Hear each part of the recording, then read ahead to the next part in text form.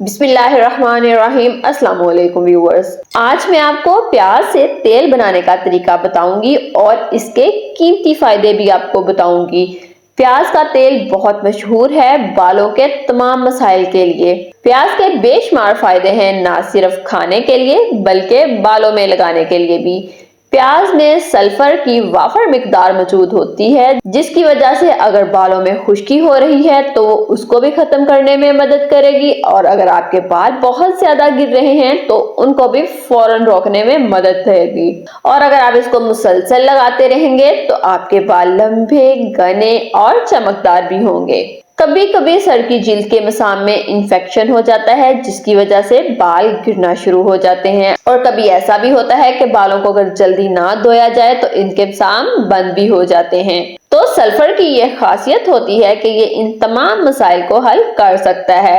जब हम प्याज काटते हैं तो सल्फर की वजह से हमारी आंखों से पानी निकलना शुरू हो जाता है। इसी तरह जब हम इसको अपने बालों में लगाएंगे, सर की जिल्द में लगाएंगे, तो ब्लड सर्कुलेशन बढ़ती है, जिससे बालों पर बहुत अच्छे असरात मुरतब होते हैं। ऑयल को बनाने का तरीका बहुत ही सिंपल है, तो चलें इसको बनाना शुरू करते हैं।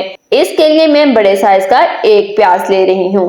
आप कोई भी प्याज ले सकते हैं, चाहे हरी प्याज ले लें या सुरख प्याज या सफेद प्याज, जो भी आपके पास हो आप ले सकते हैं। प्याज को लेकर आपने बारीक बारीक काट लेना है। आप इसको छिलकों के साथ भी काट कर शामिल कर सकते हैं। मैंने छिलकों को हटा दिया है क्योंकि इस प्याज को दोबारा भी इस्तेमाल किया जा सकता है। हमने इसको तेल में बिल्कुल भी जलाना नहीं है बल्कि इन्फ्यूज करना है।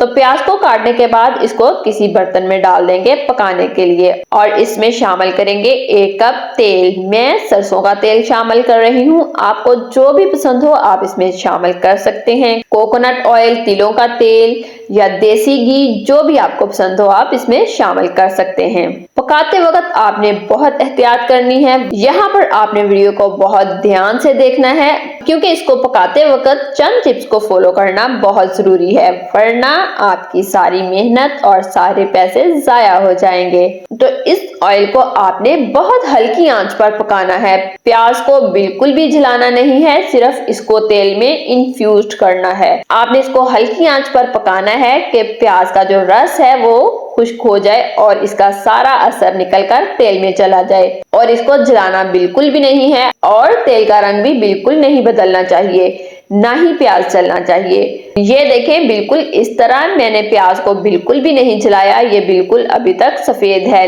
लेकिन सरसों के तेल की वजह से ये इस तरह का नजर आ रहा है, और तेल का कलर भी बिल्कुल वैसा ही है। तो प्याज का रस बिल्कुल खुश्क हो चुका है। अब मैं इसको थोड़ी देर के लिए ठंडा होने के लिए छोड़ दूंगी। तो ये देखें व्यूअर्स, जो मैंने ये तेल बनाया था ये ठंडा हो चुका है। अब इसको छानकर किसी दूसरे बर्तन में निकाल लेंगे। आप चाहे तो इसको छाननी से छान लें या मलमल के कपड़े से छान लें।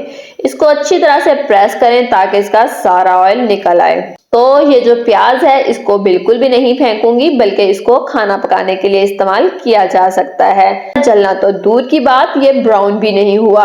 अब इस तेल को किसी एयर टाइट जार में डालकर महफूज कर लेंगे, और इसमें से बहुत ज्यादा प्याज की स्मेल नहीं आ रही, लेकिन फिर भी अगर आप चाहें तो इसमें कोई भी खुशबू वाले तेल के 1-2 चम्मच शामिल कर सकते हैं, या फिर इसमें कोई एसेंशियल ऑयल शामिल कर लें। आप देख सकते हैं कि जो सरसों का तेल था उसका कलर बिल्कुल भी तब्दील नहीं हुआ। इसका कलर बिल्कुल वैसे ही है, क्योंकि हमने इसको बिल्कुल भी नहीं जलाया। हमने इसमें सिर्फ प्याज को इन्फ्यूज किया था। तो इसको इस्तेमाल करने का तरीका ये है कि आप इसको इस्तेमाल करने से पहले थोड़ा सा नीम गर्म कर लें और फिर इस्तेमाल करें, और हल्का हल्का मसाज करें। आप इसको हफ्ते में 2 दफा या फिर जितनी दफा भी इस्तेमाल करना चाहें कर सकते हैं। उम्मीद करती हूँ आपको इसके फायदे और बनाने का तरीका पसंद आया होगा। अल्लाह हाफिज।